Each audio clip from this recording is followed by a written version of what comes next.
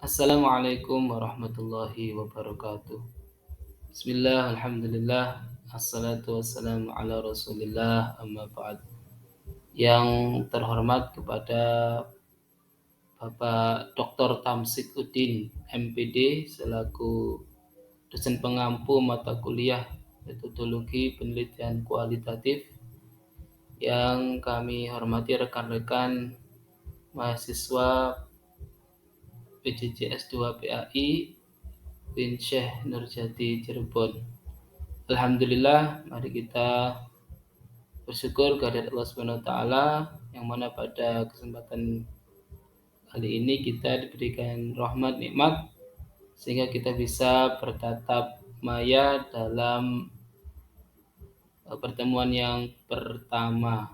Kami dari kelompok 1 akan mempresentasikan makalah kami yang berjudul Paradigma Penelitian, Epistemologi, Ontologi, dan Aksiologi, yang mana 3 aspek ini sangat penting dalam memahami paradigma penelitian. Di sini kami bertiga, saya sendiri, Wawan Siswanto, dengan rekan saya ada Ibu Maulidatul Hidayah dan Ibu Syafiqoh Mubarokah. Baik, yang pertama kita awali di bab pendahuluan. Dalam dunia penelitian, paradigma memiliki peran penting dalam membentuk cara pandang peneliti terhadap suatu fenomena. Paradigma penelitian tidak hanya berfungsi sebagai kerangka berpikir, tapi juga menentukan pendekatan dan metode yang digunakan dalam proses penelitian. Pemahaman terhadap paradigma menjadi esensial karena berpengaruh terhadap validitas, reliabilitas, dan interpretasi hasil penelitian. Secara filosofis, paradigma penelitian terdiri dari 3 aspek utama, yaitu ontologi, epistemologi, dan aksiologi. Ontologi berhubungan dengan hakikat realitas yang dikaji. Apakah realitas tersebut bersifat objektif atau subjektif? Epistemologi membahas cara memperoleh dan membangun pengetahuan, termasuk metode yang digunakan untuk menguji kebenaran suatu fenomena. Sementara itu, aksiologi berkaitan dengan nilai dan etika dalam penelitian, termasuk bagaimana penelitian dapat memberikan kontribusi terhadap masyarakat dan bagaimana keterlibatan peneliti dalam proses penelitian itu sendiri. Jadi ketiga aspek ini saling berkaitan dalam membentuk dasar penelitian yang kokoh. Pemilihan paradigma yang tepat akan menentukan metode penelitian yang digunakan, apakah bersifat kuantitatif, kualitatif, atau kombinasi keduanya. Jadi dengan memahami paradigma dari segi epistemologi, ontologi, dan aksiologi, peneliti nanti akan dapat melakukan penelitian yang lebih sistematis dan memiliki landasan yang jelas dalam memahami fenomena yang diteliti. Itu aspek yang pertama, yaitu epistemologi. Epistemologi berhubungan dengan teori pengetahuan, yaitu cabang filsafat yang mempelajari tentang sumber, batas, dan validitas pengetahuan. Dalam konteks penelitian, epistemologi bertanya tentang bagaimana pengetahuan itu diperoleh. Terdapat dua pendekatan utama dalam epistemologi, yaitu yang pertama positivisme, yang kedua interpretivisme. Positivisme yaitu paradigma positivistik yang beranggapan bahwa pengetahuan yang sah hanya dapat diperoleh melalui observasi empiris dan eksperimen yang dapat diuji. Paradigma ini cenderung menggunakan metode kuantitatif dalam penelitian.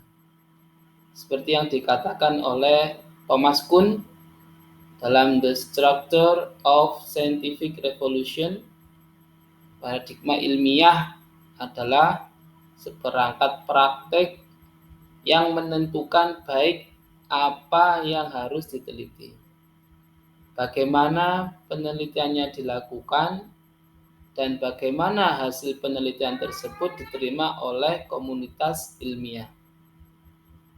Ini menunjukkan bagaimana paradigma penelitian yang dominan mempengaruhi cara pengetahuan diperoleh dan diterima dalam dunia ilmiah.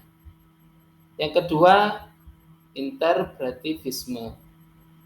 Berbeda dengan positivisme, interpretivisme menekankan pentingnya pemahaman terhadap makna dan konteks sosial dalam proses memperoleh pengetahuan. Pengetahuan dianggap sebagai konstruksi sosial yang bersifat subjektif dan sering menggunakan metode kualitatif dalam penelitian.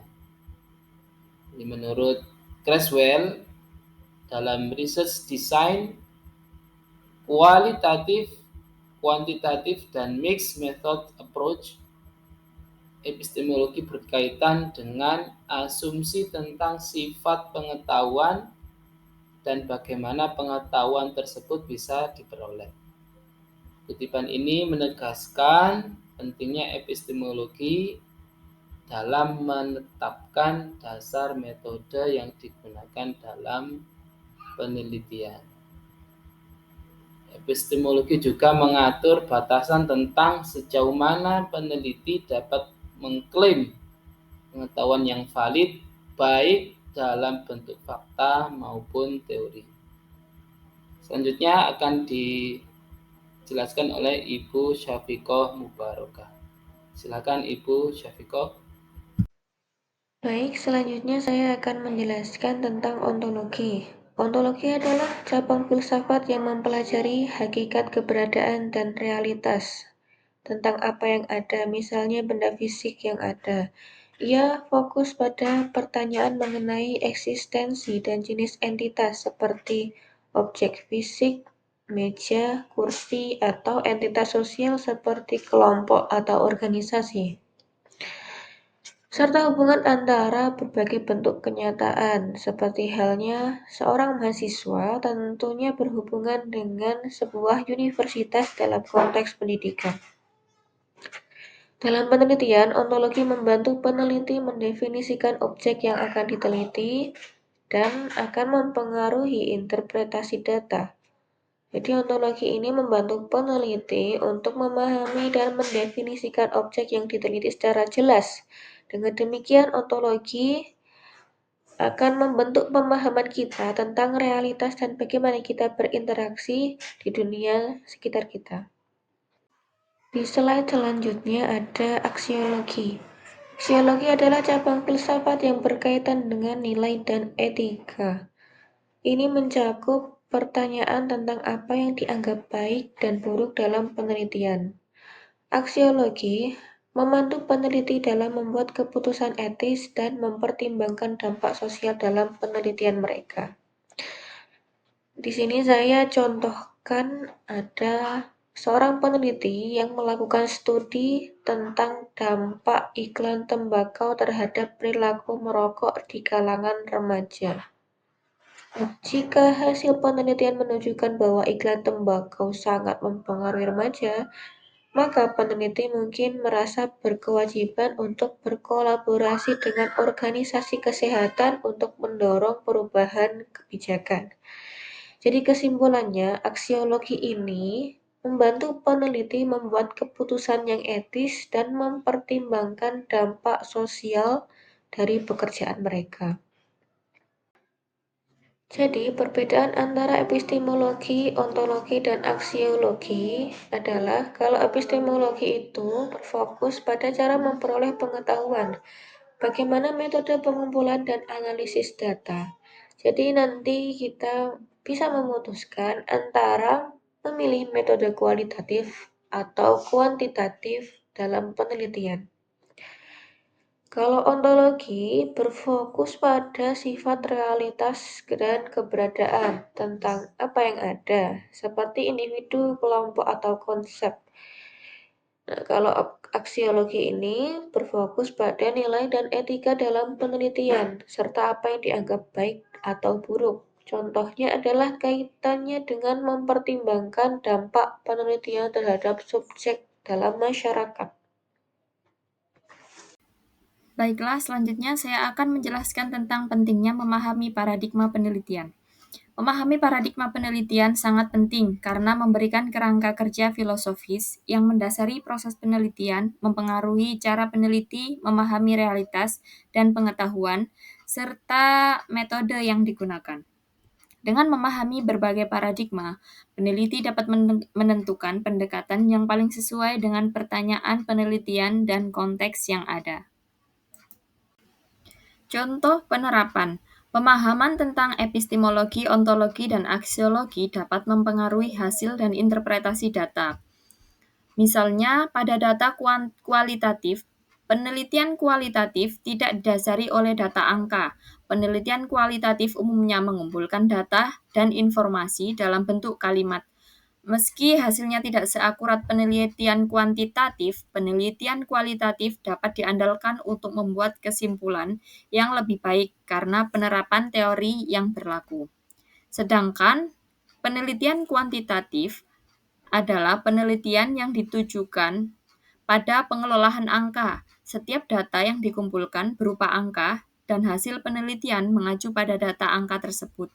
Dalam penelitian kuantitatif menggunakan grafik dan membantu pengukuran data.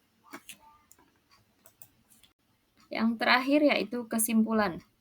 Paradigma penelitian terdiri dari 3 aspek utama, yaitu ontologi, epistemologi, dan aksiologi. Ontologi akan menentukan apa yang akan diteliti dan bagaimana peneliti memandang realitas.